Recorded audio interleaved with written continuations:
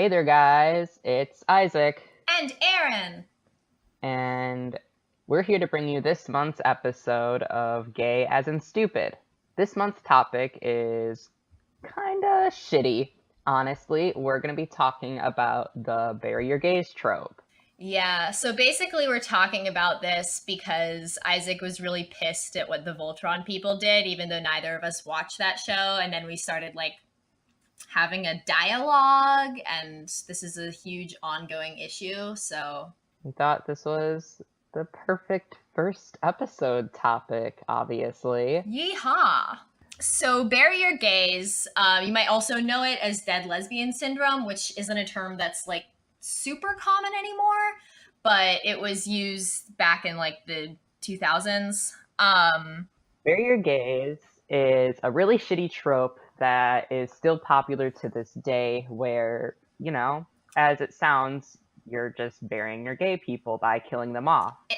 And a lot of the times, you can say I was something. gonna say it's like a way basically for straight creators to have gay representation and pull gay audiences in and then not have to actually deal with the so-called consequences of having those gay characters. Exactly. And we're going to take a dive into it from a more historical standpoint up into modern times and the effects it has on some people it affects. It started with censoring laws going back to I think the 30s and 40s, that basically said that if you had any gay characters or characters shown to be doing immoral things, I don't know, lustful kissing, then you could show that, but you had to show them facing some terrible consequences for it so that the audiences knew that that wasn't okay. And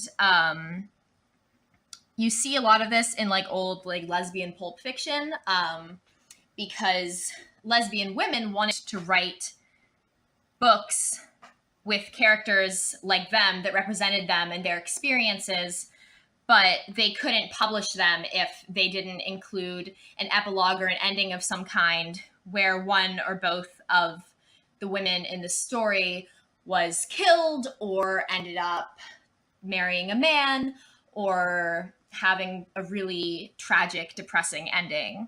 Yeah. And a lot of this is still apparent today, even though, we don't have the censorship.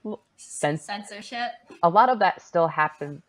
Thank you. A lot of that still happens today, even though we don't have these censorship laws. We still view being gay as this sort of taboo, and one of the partners is trying to deprive them or lure them into something, and that's just bad. I don't think I have to explain that any further. There's still a societal stigma that says that if there's any gay representation, anything that other gay people and gay kids could see and see themselves in, they have to be shown that that's not okay for them and that they don't get happy endings, because otherwise they'll think that it's okay to be gay, or they can have the same kind of romance and the same kind of comfort in their lives that straight people can have. Exactly. And it's found in all types of media, which I think is crazy, honestly, because you never think about how wide the reach is, but it's found in films and literature and TV, theater, video games, webcomics, different animation types, and even found in music. We can't even have music. Troye Sivan's Blue Neighborhood series, well, the songs are all gay. He still has one of the gay people end up killing themselves in the end because of his gay feelings for another man. Elton John has a song about a lesbian who dies. There's Cosmo Jarvis's Gay Pirates, where the two pirates are forced to walk off the plank and die. We can't even be safe in music. There's nothing for us. Not to mention the way that trans women have been treated in music. When there is any songs about them, it usually involves some sort of like, oh, like, he, this is a man disguised as a woman, and like, she has a terrible life and she's tricking everyone. So, sorry, that was off topic, but something I feel very strongly about. Anyway, It's okay. We love trans women here, so it's all right. But no, and there's the counter argument I always see regarding the bury your gays trope is all types of people die. Anyone can die. Sexuality doesn't matter. And like, I guess that's true technically. People do die, but there's a difference. When in your it. like gay characters are being killed disproportionately to your straight characters, or you have like a lesbian character being killed just to further the emotional arc of a straight man in a television show, like there's something off there. There's something wrong. Yeah. And there are some things that are just like, why is it that this person was gay and killed? Like, I would remember back when I was watching an episode of The Good Doctor, one of them, this like bus crashed or whatever, and they had plenty of straight people there. Everybody was straight, minus these two women. But the only one of the people to die were one of the lesbians. It could have easily been any straight couple. They could have switched it so the lesbians were like the couple that, like the main couple that survived and the straight people weren't, but they specifically chose to have the lesbians die. A lot of the time also, what I've seen is they have two gay characters, or one who's gay and wants a relationship with the other character, and the other character is like questioning, and they build this up for like an entire season or multiple seasons, and they pull people in with it, and then as soon as the relationship is revealed or they get together or something like that like validates their feelings for each other, one or both of them is killed. Exactly. It's Aaron's exactly right. Fuck. You're exactly right. And this trope is especially prevalent in lesbians and fuck you. This trope is especially present. We're gay and stupid. I hope you like our show. This trope is super prevalent in lesbian and bisexual women, in television especially. Like, in 2016, there were exactly 198 dead lesbian or bisexual women characters on television. And if you take a look at them, it's kind of disgusting how often their deaths are violent and by the hands of men, and a lot of them are because they're lesbians, because an ex-husband is mad that the lesbian like is with his ex-wife, or like their ex and now like is coming for them, or like a man who's mad that like she got rejected. But like even the ones that aren't done by men, they're all violent. And they're all like died in girlfriend's arm, was shot, car crash. Even when it's also like not explicitly because she's like a lesbian, it a lot of the time is because she falls in love with another woman, and it's like, oh, that makes her vulnerable. That like, it's like you can be a lesbian, but if you have those feelings and if you like express them and pursue them, then that's what's bad, and that's what you have to face consequences for. Exactly. The first explicit like lesbian death that I could find on TV was in 1976. There was a character named Julie in some show called Executive Suite, and she was hit by a car after she had just realized she was in love with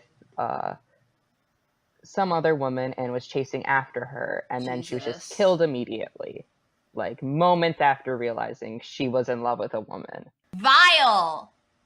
Yeah, it is fucking vile.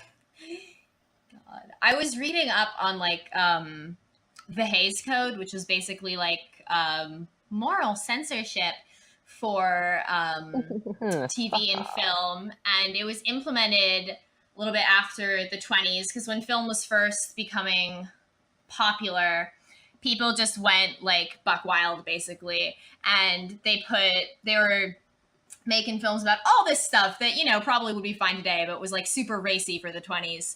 And what the Hays Code basically did was like, if you show this or this or this or this or this in your films, then you can make them, but they won't be shown in any movie theaters in America.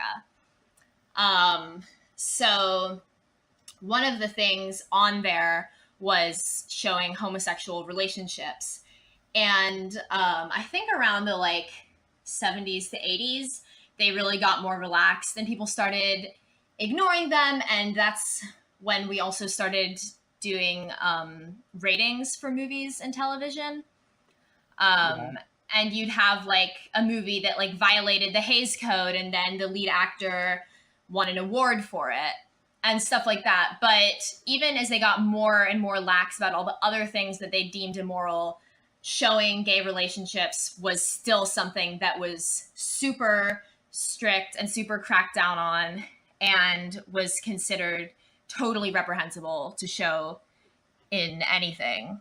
Yeah, it's fucking bad. Yeah, so it has a much deeper history than just like a bunch of like gay kids getting mad that like their favorite character who is also gay like died, because I think a lot of people who aren't part of the community think that's what it is we're just mad that gay characters are dying, but there's such a deep and vile and disgusting history that's just utterly homophobic, and that's why we're mad. Yeah. And it's like, it's like, again, like you were saying, it's not just about like, oh no, like my favorite character was gay and then died, and like it's annoying. It has like this huge history of straight people purposely implementing these like censorship laws and codes, and purposely keeping gay people from producing content that makes them happy and that validates their existence as human beings with a right to live a happy life, purposefully to keep the gay community from feeling like they can have a happy future, and from feeling like they can have any public existence in society and be who they are and be happy with that. Yeah. And this is a bit off topic from the whole censorship fiasco, but like, fuck. Like, when the AIDS crisis happened and straight people realized, like, they got a really easy out to just kill a bunch of gay people, they Yeah. go absolutely rabid with that. Like, the amount of They time... just went apeshit. Yeah, the amount of times we have to see gay people die from the AIDS crisis that isn't, like, a strictly historical thing is, like, crazy to me. Like... Yeah. Even shows like How to Get Away with Murder, right? It's a modern show. It's like a thriller soap opera kind of thing, and they have a gay couple on that show, and one of them is HIV positive, and none of the straight people on that show are ever affected by that, or any kind of like STDs or anything, no matter how much they fuck. And it's there's definitely some underlining homophobic tones with that kind of writing, because yeah, the AIDS crisis was a huge tragic part of gay history, and it still is a problem today, but it doesn't just affect gay people, it affects straight people, and that's a well-known thing now. We're not under this idea that was portrayed by the government, like, oh, this is an issue, like, this is because gay men are dirty and their sex is dirty and God's punishing them, but we still only allow those characters to have any sort of repercussions for them freely expressing their loves by sex, and that's just plain out homophobic. Especially considering, like, the fact that so many people died in the first place, gay and straight, is because the government wouldn't fund AIDS research because they thought of it as a gay disease.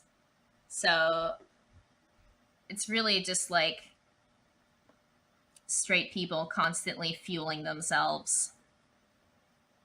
Yeah, it is just fucking garbage.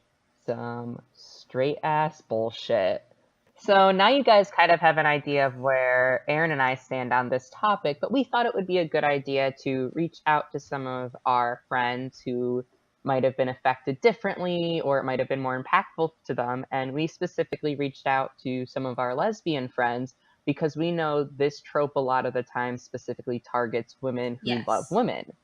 So the first question we asked our friends was, how many times have you watched something or like viewed it because it had a gay character in it only for them to die at some point?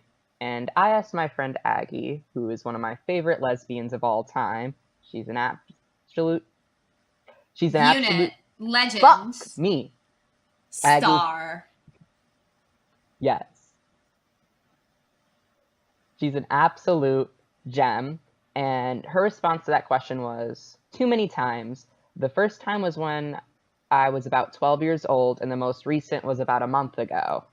Mia, my favorite lesbian and fake frog wife, says, I think quite a few times. One specific time I can think of off the top of my head is Supernatural with Charlie. I started watching again just for her, and then they killed her off, and I was sad because she was my favorite character, and I don't even like Supernatural. Big mood, Mia. So the second question we asked was, did you continue viewing the media afterwards, if it's like a series or something ongoing? My friend said that sometimes I do, sometimes I don't. It's about 50-50 depending on how much I like the other characters. Yeah. Mine says that with Supernatural, she says, I kept watching for a few episodes just because they usually bring people back, but after a bit I figured they wouldn't bring her back because she's a minor character. So that's even worse because they'll like kill off characters and then be like, they're alive again, but their lesbian character, they're like, fuck you.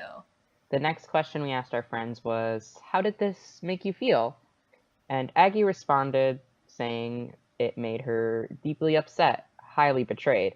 I usually feel like I've just been pranked or something by the writers. I feel like the butt of a joke. Like the media wasn't made for me in the first place, and me watching it was just foolish. What she said is very relatable to many LGBT people when it comes to terms of us dying. So the next question was, how often would you say you feel gay characters are killed off? And my friend said, I'd say more often than I'd like, probably around half the time, if not more. I tend to try and avoid media where I know they die, but sometimes I can't help but watch. Aggie responded to this question by saying, often, way often. If there's a gay character in a TV show, I just know they're going to die within a few episodes or seasons. I'm on the edge waiting for it. You can sometimes see it coming from a mile away, but other times it blindsides you. To follow all those questions up, we asked, did seeing this type of representation affect you when you were coming to terms with your sexuality, and in what ways? Mia said, I think it made me feel kind of like people like me aren't important enough to keep alive, especially because usually it's the only gay person who ends up dying. And even if straight people die, it isn't as impactful because the rest of the characters are straight. It feels like they don't value gay lives enough to keep them around. That made me sad. Me too. Aggie said, lots of things affected coming to terms with being a lesbian, and media rep for lesbians and other gay people was definitely included in that. Lesbians are always hypersexualized or pushed to the sideline in narrative, and gay people in media in general just have more trivial or shallow characteristics than straight characters. It made me feel like, well, I'm not like them because they're the joke characters. People aren't actually like that. I'm not actually like that. And it definitely set my personal development back a couple years. That's a big mood. We also asked them how they feel about the trope now, and Aggie very heatedly said, nowadays seeing the bury your gays trope just makes me so fucking angry. Humiliated, Isaac? I'm fucking stupid, dude. It's our brand. As well as humiliated, like I've explained above. It's ridiculous, it's predictable, it's horribly demeaning. I hate it. Mia says, still kind of angry that they didn't think it was necessary to keep them around and that they thought she was disposable and unimportant. The last two questions we asked were, how do you think it affects the way that other straight or non-lesbian people view you, and have you seen the effects of this in your own life? My friend said, it definitely makes me seem like an angry cockroach lesbian when I'm constantly complaining or dropping media because another gay character died. And I can usually tell when people are losing patience with me because, none of those were important characters. Why am I upset that one died?